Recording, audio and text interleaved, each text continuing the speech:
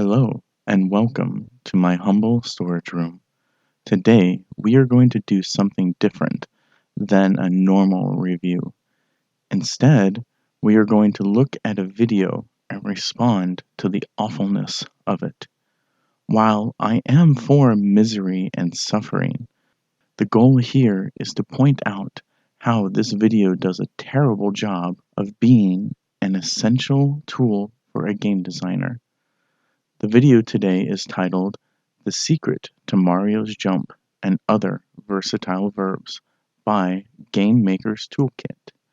So, let us get into this. Super Mario is famous for his jump, but it wasn't always so great. In his very first game, Donkey Kong, Mario's leap was incredibly simple. You could do one jump while standing still and another while running. You can't move in midair, and the animation is the same every single time you press the button. Mario's jump does not need to do many things. It only needs what the game requires to complete it. Saying that his jump is not that great and simple is a nothing statement. First, what is considered a great jump in a game? Second, saying it is simple is like saying a hammer is simple. Of course it is simple, but it's an effective tool that does the job that is required of it, among other things. What would the challenge of Donkey Kong be if the game allowed the player to do super jumps, or have full autonomy in mid-air over said jump? The designers would have to account for this and change many of the mechanics in the game in order to balance it. A better way of saying this would be, Mario's jump was short and could be used in two ways, and both made sure the player timed each one in order to avoid being hit. It was not flashy, it did not have extra effects, but was exactly what the game needed, and from this game we have seen it evolve into an array of jump mechanics. When it comes to verbs, which are the actions that a player can perform in a game, this jump is pretty basic. Excuse me, did I just have a seizure, or is there too much of my victim's blood in my ears? Did you just call game mechanics a verb? You really did. Okay then. Why add in extra terminology to game design when there are already names given to the actions a player takes? Maybe you do not understand this, but mechanics make up the rules of a game, and when you dive deeper, those mechanics are coded through variables and functions programmed inside of a script. When a player presses the jump button, the function that controls it activates, and several things go on when this happens. Side note, at times a state machine can be set up inside a script to handle multiple functions that control different states something can do during a game. For example, we have a wall crusher with a spike on the end of it. When the game loads, it is set to a function that would be appropriately named to scan for whatever triggers it to attack. In my example, I have a crusher set to idle and uses a proximity trigger, otherwise known as a dot product. When the player is close enough, this condition is met, and then the code switches from the idle function and calls the moving down function. Then, using a timer, the crusher stops when the time limit is reached. It switches to the stop function. Using time once again, it stays there for a couple of seconds, then switches to the moving up function, which pulls it back to its starting position. Then, just like before, it uses time to move from the moving up function to idle. Then, if the player is still close enough, these functions will repeat. That is a basic form of looking at these types of things. So, please do not add in worthless words that are not helpful to design. The standing jump, for example, is no more complicated than press A to do B. But in more recent games, like Super Mario 3D World, the plumber's jump is way more interesting. You can change the length, height, angle, and landing zone. You can transition in and out of different moves and spring off walls and bounce on Koopa shells. Far from press A to do B, this one verb can lead to a massive number of different outcomes. Press A to do B. If we were telling somebody how to play a game, then this would be helpful. But this is the game maker's toolkit. Press A to jump is just not that simple when dealing with design. First off, variables must be made to control the speed at which Mario jumps upwards, the max height he can jump, or the amount of time given before the upwards thrust is turned off. Then these must be put into a function that allows these things to happen. Normally, an if statement is used along with a bool or boolean. Bools are true or false statements and can switch back and forth depending on what they are used for. For example, the game would start with the jumping bool set to false, then inside the moving or idle functions, we would see something like if jumping equals false and input.getKeyDown keycode.a. Then the function that controls jumping would be checking for that true statement. Oh, provided the functions are called inside the update function, a function that checks things every single frame. Then, if jumping is true, it activates the upward thrust of Mario, plays the animation, and then jumping changes to false when Mario lands on something that is tagged a certain layer which has a specific name that turns the jumping to false. This does a couple of things. First, it allows the jump to happen the way it is intended, and two, prevents the player from jumping again while in the air. Do you not see that this isn't as simple as hit a button and it does something in design? Mario's jump is just one example of what I call versatile verbs, which is where one action can have multiple uses depending on how you perform it. And these are a great starting point for action-orientated games. Because, as I hope to show you in this video, it means interesting gameplay full of tricky choices and player expression can be derived from the most fundamental interactions with the game. Plus, they often make the game more satisfying and reduce the number of buttons that a game needs to have. So, on this episode of Game Maker's Toolkit, I'm going to look at a number of terrific games to find different ways to design versatile verbs. Yes, when adding in extra mechanics, not verbs, it can lead to gameplay that allows for more versatility. But all you did was say what they do and not how these are achieved in game design. Using the principles that I have set before, we can expand that one jump to allow for an array of extra jumps, and this has to do with those bools I talked about, along with tags and layers. Using the jump example from before, I talked about something being tagged to turn jumping to false. Tags are something added onto game objects. Generally, floors will be tagged as floor and walls as walls. Having this knowledge, a designer then can change how a jump works, like jumping off walls. In a game where there is no wall jumping, the wall tag would do nothing to turn jumping to false. But if wall jumps are in the game, then that tag would play an important role. That is when we get into colliders or hitboxes. There is a separate function for this, and we'll use an if statement, and would look like this. The function would be called onTriggerEnter. Then inside of parentheses, you would use collider and other. Then inside the if statement, you have an other.tag, which is saying whatever is attached to this script, if it touches a tag with that specific name right here, then it would turn the jumping to false. Or in this case, in my example, it means that the player is inside the pool. This will allow the player to jump off walls when they touch it. This is a basic form of using colliders, as some games only allow for jumping off the wall once, and that would take more coding to achieve. Then would be applied to all other objects the player can jump off.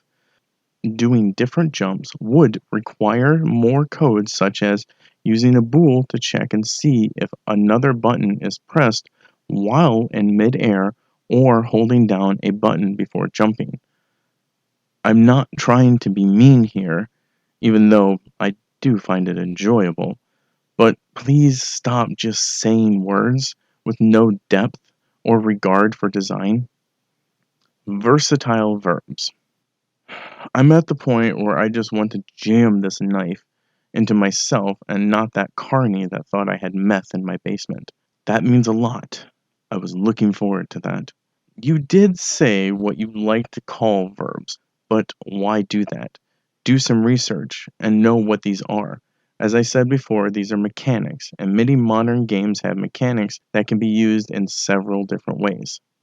Because verbs are driven by buttons, it's useful to think of the different ways that a button can be used. For example, what's the difference between pressing a button and holding it down? In some games, not much. In others, like Owlboy, you're actually at a disadvantage if you hold the button because the hero's fire rate is slower than if you hammer the button in rapid succession. There's no choice to make.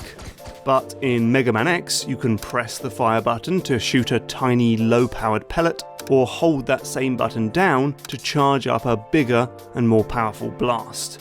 If you've unlocked this piece of armor, you can hold the button down for even longer to charge up even more deadly shots. To fire, you let go of the button. With this setup, we get an interesting tactical choice between doing a small amount of damage immediately or doing a large amount of damage in the future and risking getting hurt while the shot charges. Yes, holding down a button and just hitting it can lead to different outcomes depending on the game. However, you do not go into detail about why this would be or how it affects the game it is in. If you are trying to teach people about these types of mechanics, then go into more detail. You barely touched on this when you said that holding down a button for more damage is countered by the chance of taking damage. But the player can still move while charging, and the charge doesn't break when taking damage. So this really isn't countered. Did you even play the game? Talk about how the fully charged upgraded Buster can be used to unleash powerful boss abilities, which can help the player move through a level with more ease or even dish out massive damage to bosses. With the correct boss ability, you can breeze through certain fights. Talk about enemies in Mega Man, how fast they move, their attack patterns, their health pools, how much damage do they do. All of these things are part of the design that considers these charged shots. It would be a better idea to use the quick shot for quick enemies or ones that have rapid fire attacks, where a slower moving enemy that is bigger would be perfect for a fully charged shot. And using these two examples, the designers can make everything in between. Also, talk about how it would look inside a script. Again, we go back to bools. Hitting the button once will cause Mega Man to shoot once, then delay another shot for a short time.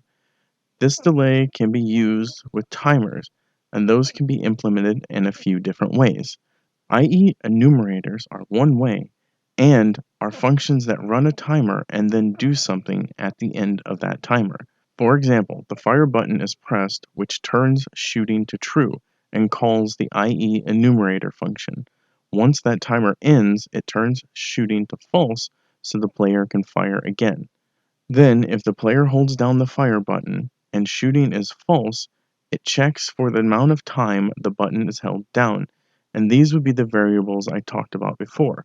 I would name each one as follows: small charge 1.5, mid charge 2.0, and big charge 3.0. Whole numbers can be used for these, but floats allow for fractions of seconds to be used when balancing things like this charge shot. A more modern take on the charge shot is the cooked grenade.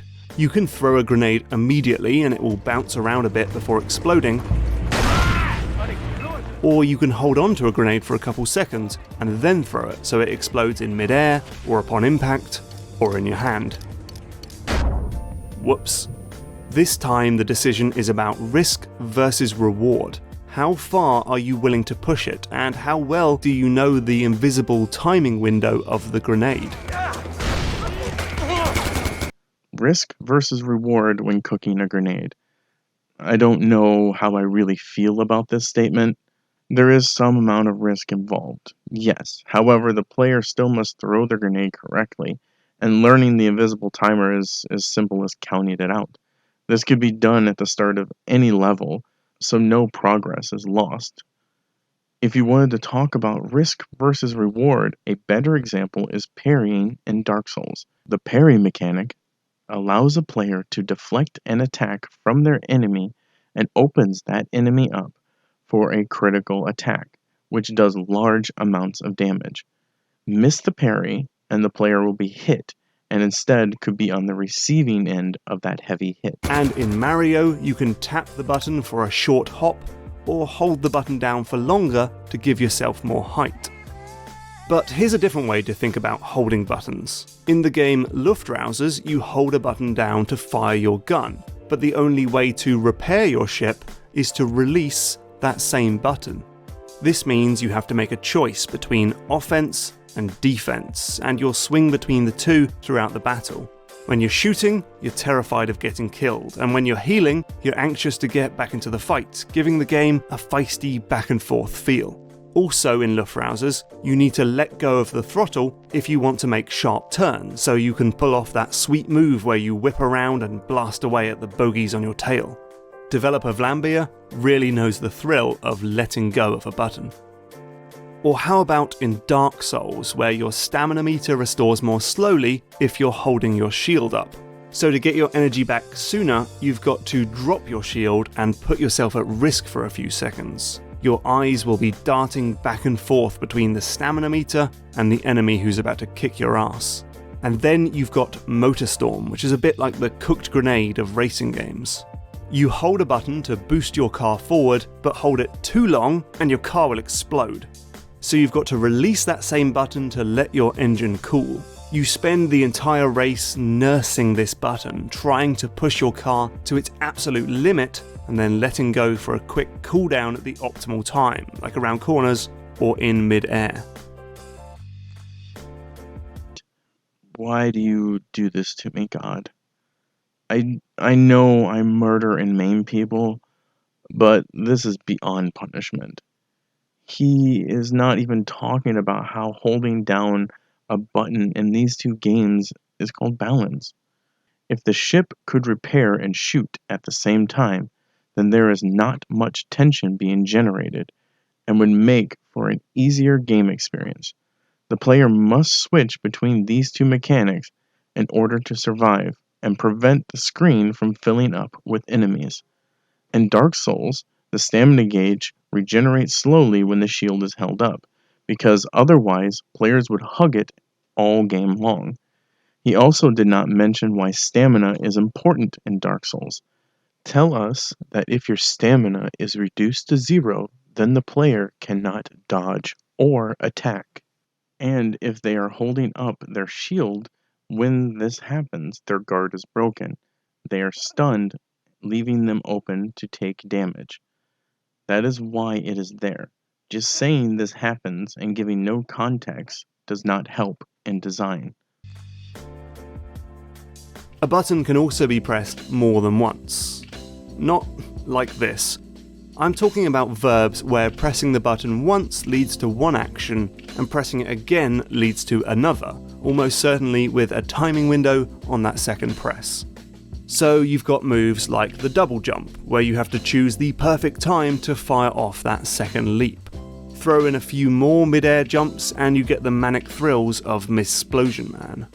Or how about the reload button in Gears of War? Press it again when the line is in the right spot on this bar and you'll get a damage boost on all your next shots.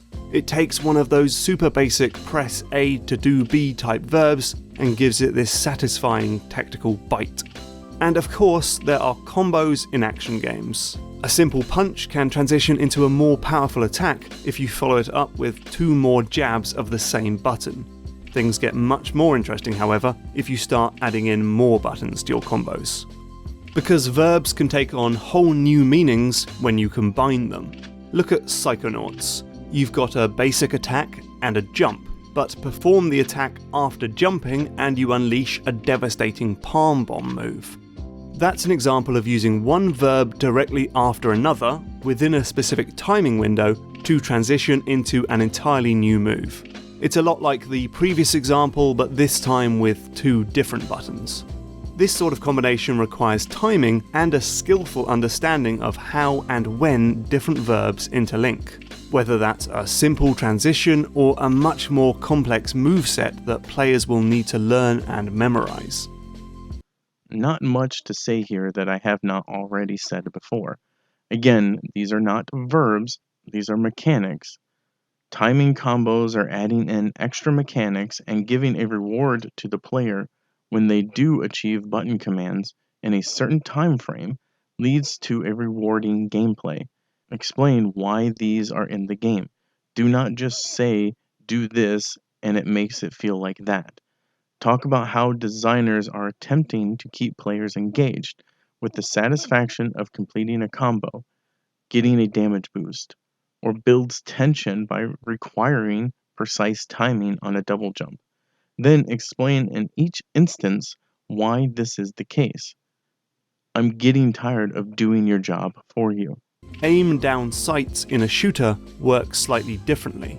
You can press the trigger to fire wildly in a general direction, or you can hold down the aim button to fire with more accuracy, but usually at the expense of player movement. It doesn't work for every game, but hey, it's a good example of how you can hold down one button to modify another verb. Now you are just trolling us here. You really went into aiming down sights? Then just briefly mention sometimes it can come at the cost of movement. Oh, and by the way, there is aiming down sights in Doom 2016. There's an attachment for the heavy rifle that allows for zooming in, and the Gauss cannon has the same effect. On top of that, the movement is still slowed during that. So you're wrong there. Combining two buttons is one thing, combining a button with an analog stick or some other fine-grained input device opens up a whole new world of fun. Now, in any game about moving around a space, you're going to have a relationship between movement and many of the game's key verbs. Because Kazuma's punch is just a pointless swing at thin air if you haven't first moved him next to an opponent. But games can forge an even deeper connection, which brings us back to this guy. The angle and distance of Mario's jump is directly connected to his horizontal direction and speed before you press the A button. The only way to clear a massive gap then is to start with a run-up. You can also move in mid-air and perform different jumps by starting with a spin or an abrupt turn. So, back in Donkey Kong, you could effectively just turn Mario's left and right jumps into dedicated buttons on the arcade cabinet. But in every other Mario game, the D-pad or analog stick allows for such a nuanced modification of your leap that the two must be kept separate. You are just telling people how the mechanics of a game work with jumping. These are in the tutorials of a game. You are not adding in any new information or insight into how these are achieved on a technical level, balancing level, or even gameplay level. Mario's jump can also combine with the crouch button for all sorts of new moves. Crouch and then jump for a tall backflip, or crouch while running before jumping for a long jump, or crouch in midair for a ground pound, which can transition into another springy leap. That might sound complicated, but there are a few things to note. One is that the moves feel like the natural outcome of the combined verbs. So this isn't an excuse to squeeze yet another action onto the controller by having it be the outcome of pressing two unrelated buttons. Instead, by thinking of it in terms of combining verbs instead of combining buttons, it's easier to think about what move would intuitively arise from their combination. The other thing to note is that you almost never need to do any of these advanced moves to get to the end of a Mario game. It isn't complicated. Explain? What do you mean by that? Oh, you're not going to do that? The video can't be too much longer than 10 minutes? Okay. Excuse me? It is easier to think about by adding in extra terminology about combining things together, again, in your words, verbs, and is easier to understand than thinking about combining button presses together. How? What if I exchange character status with how you feeling? How many players would understand me using something they never have heard before being used in a game? Yeah, just open the how you feeling screen. They're just extra skills for pro players who want to express themselves, or collect certain secrets, or reduce their completion time. So, these are all different ways to make verbs that are incredibly versatile. And with these, you can make actions that force the player to make loads of rapid-fire decisions, or give the player really expressive verbs that can be used to overcome all sorts of situations. There are other benefits too. In Luftrausers, for example, you could heal your ship by pressing a dedicated button, or by picking up health packs. But by linking heal to the shoot verb, the game gets rid of a lot of clutter and complexity. Basically, versatile verbs let you do more with less. These verbs are also quite satisfying to use, whether that's the tactile thrill of squeezing your NES controller to make Mario jump higher, or the breathless tension of letting go of the shoot button in Devil Daggers to make gems attract you, or the thumb gymnastics of linking up combo attacks in your favourite brawler. Clutter or complexity? How many games with health drops feel cluttered? Removing a dedicated heal button removes complexity? Is it really that complex to hit another button? It is clear the designers made it easier on themselves in a scripting sense by mapping healing and shooting to one button. It also helps with the flow of gameplay.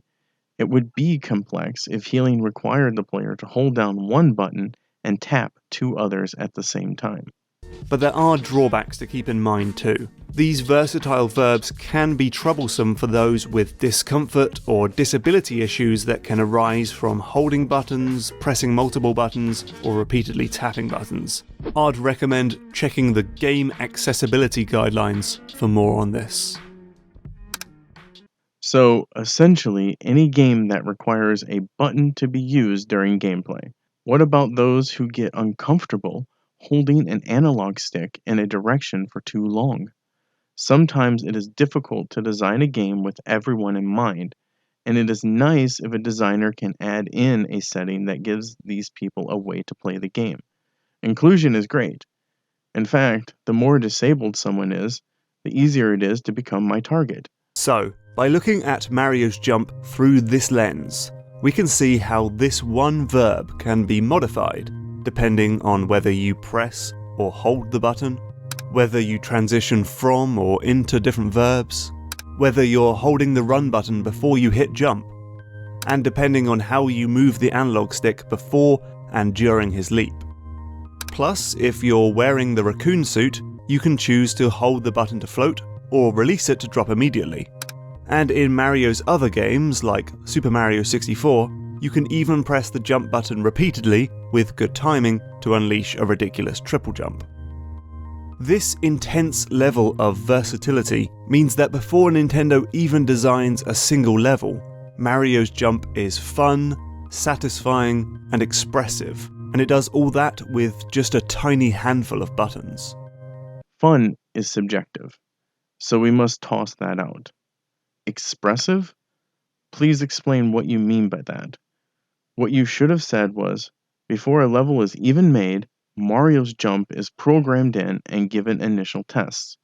Besides, I guarantee you that during the entire design process, the jump mechanic is adjusted multiple times before it ends where the player sees it. And so, is this the secret to Mario's jump? Well, sort of. It's definitely a big part of the equation, but there's a bit more to it than that. Oh, so you blue-balled everyone. This is not the secret to Mario's jump, and there is more to it than that? You mean like I explained earlier when dealing with programming? I already gave people the secret to the jump. You just sat there for 11 minutes reciting tutorial tooltips. And more things to consider when making engaging verbs. So consider this video part 1 of sorts, and I'll be back in the future with more ways to make more interesting actions for your games. What is this action you speak of? What happened to verbs? I'm not one to generally be nice. Just ask those two lost hitchhikers. Well, you could have asked them a few days ago. They can't really talk anymore. Anyways, I want you to look at this as feedback. You say this is a game maker's toolkit, but you really did nothing to expand one's mind. Any player of a game is going to know all the things you just said by simply playing the game. You did not go into scripting, balancing, or consider the multiple levels of gameplay. And after watching all of this, my brain feels like Lincoln's did just before intermission.